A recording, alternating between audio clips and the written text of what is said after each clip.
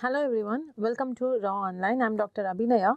I'm a consultant pediatrician and in Nelson based pediatric teaching under the chapter discussion of respiratory system. The topic of discussion now is on approach to stridor, and I will be dealing with two important conditions of acute epiglottitis and another is an acute bacterial tracheitis under this presentation. So let's get started. So first we'll start off with the basic definitions. Okay, what is stridor, what is wheezing, etc. So stridor, the common definition that we use is a stridor is a harsh sound.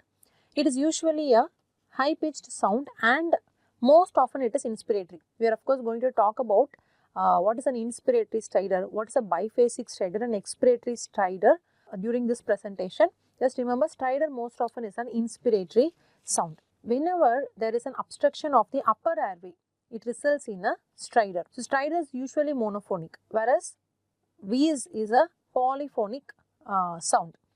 So, why there is a stridor?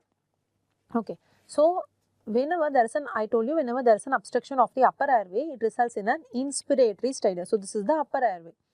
So, say there is a foreign body obstruction or there is a croup like that is laryngitis or laryngotracheitis is happening here.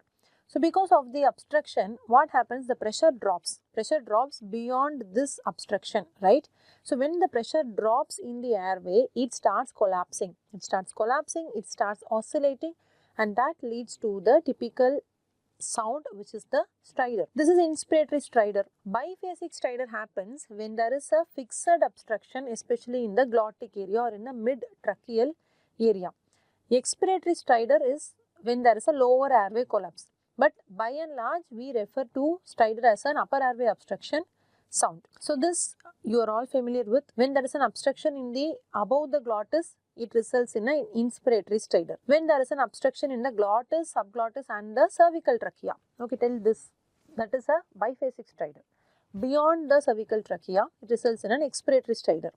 So any obstruction in the nose or the nasopharyngeal area, it results to snoring. Snoring means a sound which is heard in sleep.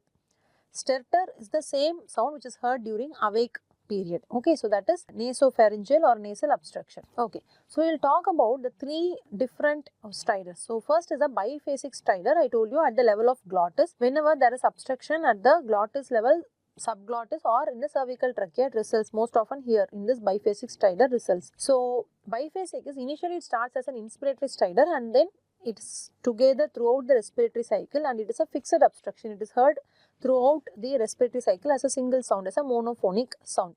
So apart from stridor, whenever there is a glottic pathology or a subglottic pathology, there will be voice change. Okay, so especially in a glottic pathology, there will be hoarseness of voice. Okay, when both the vocal cords are affected, it can result in aphonia also. There can be respiratory distress. This is about biphasic stridor. Expiratory stridor is when there is obstruction at the level of subglottis or in the tracheal region. So that results in, when the airway is involved, it usually results in cough. So in bacterial tracheitis, we get this cough which is called as a barking cough or a brassy cough, right? So stridor based on the age at onset. Okay, so these are all some of the common causes alone I have listed here. So based upon the age of onset, we can place some differentials among these. So in a newborn, right? In a newborn, when we hear a stridor, think of vocal cord paralysis, think of a web, think of a vascular ring.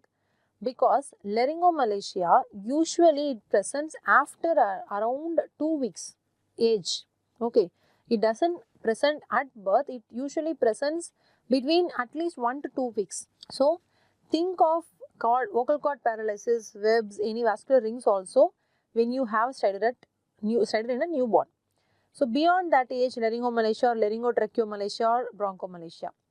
And somewhere between 6 months or 1 year, think of infective processes like croup or epiglottitis or a foreign body inhalation.